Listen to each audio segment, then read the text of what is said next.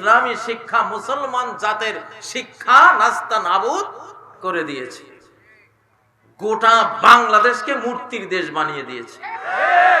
যেখানে যান, শহরে নগরে যেখানে যান, মূর্তি। আরে বাবা, এটা কি মূর্তির দেশ? এটা মসজিদের দেশ, এটা মুহাম্মদ সাল্লাল্লাহু আলাইহি সাল্লামের দেশ, এটা শাহজালালের দেশ, শাহপরানদের দেশ, এটা কোটি কোটি বিশ্বের তৃতীয় বৃহত্তম জনগোষ্ঠী মুসলিম জনগোষ্ঠীর দেশ। এখানে এত মূর্তি কি উদ্দেশ্যে? এই উদ্দেশ্যে যে তারা দেশটা দখল করে নিয়েছিল। দখলের চিহ্ন কি? এই দেখো, আমাদের দেশ না হলে এত মূর্তি কেন?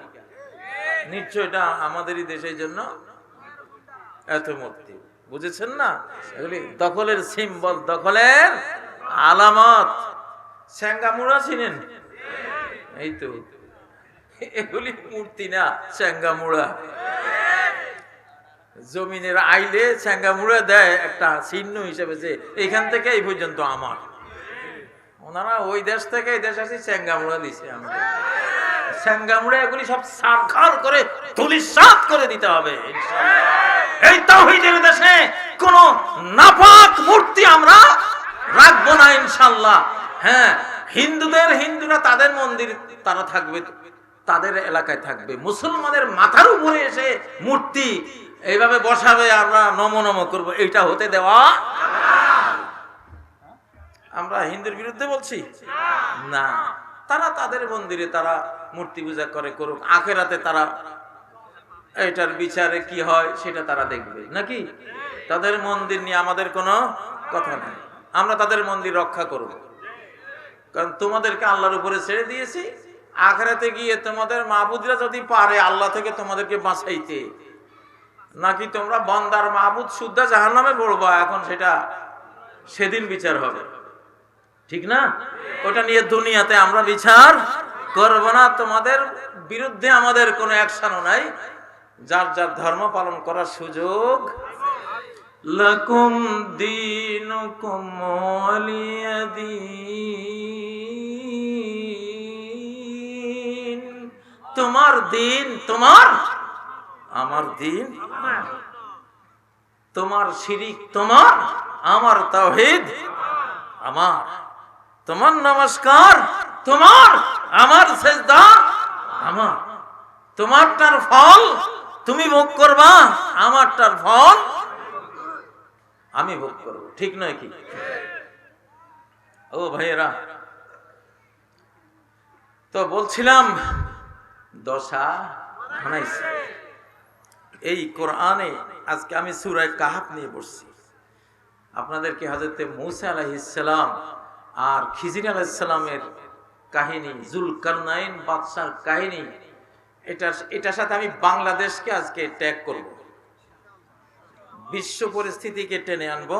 কারণ কোরআন তো আল্লাহ এমন ভাবে দিয়েছেন, সকল যুগের সকল পরিস্থিতির উপরে কোরআনকে নাজিল করাইতে হয়।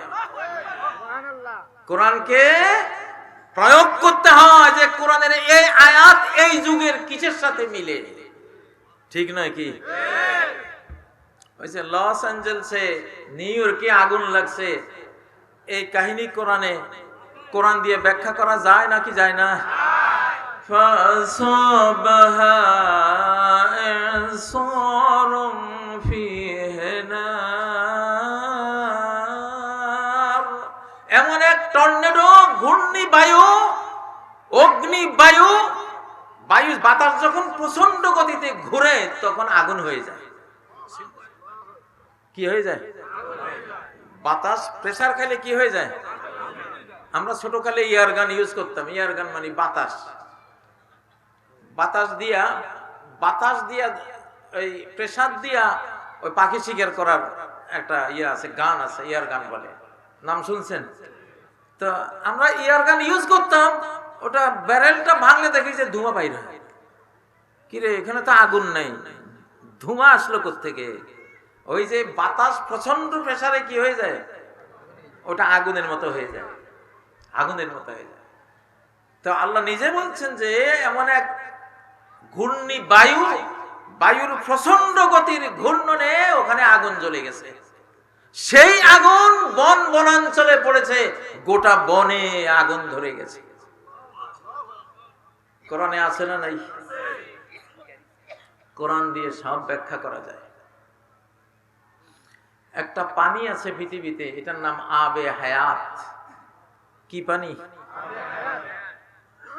জীবন জীবন জীবন নীর বা মৃত সঞ্জীবনী পানি, মৃতকে জীবিত করে যে পানি, এটাকে বলে আবে হায়াত।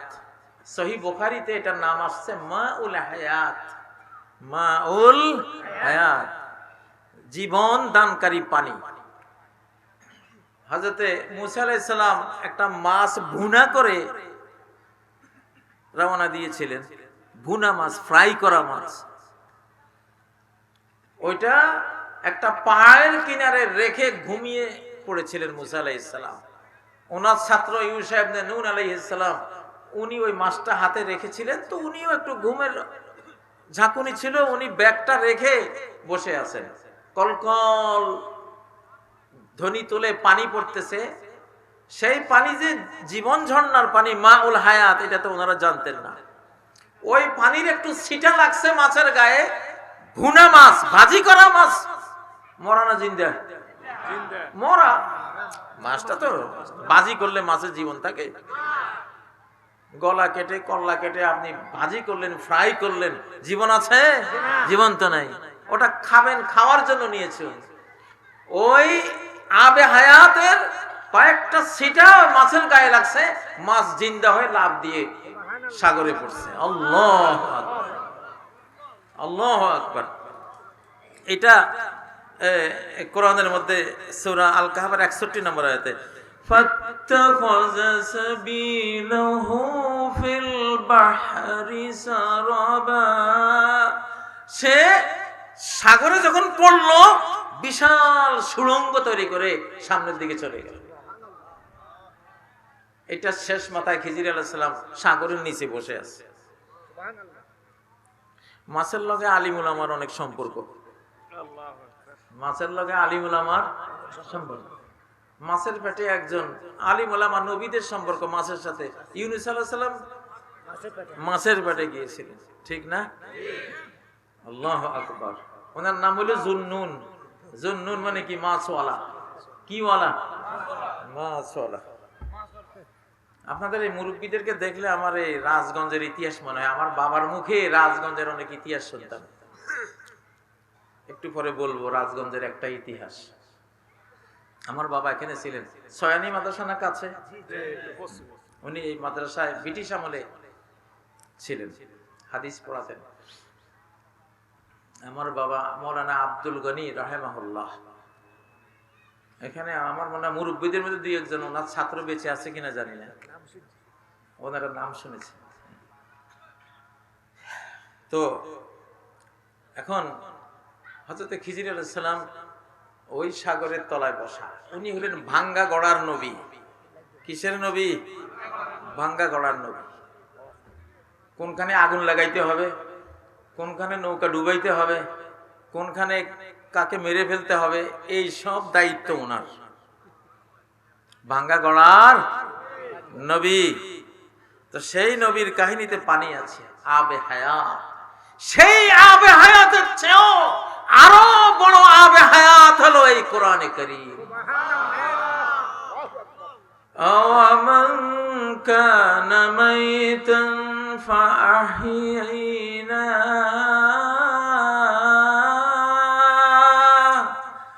যেই ওমর মরা ছিল, মৃত ছিল, রোবটের মতো, তার রূহটা মরে গেছে কোরআনের অভাবে।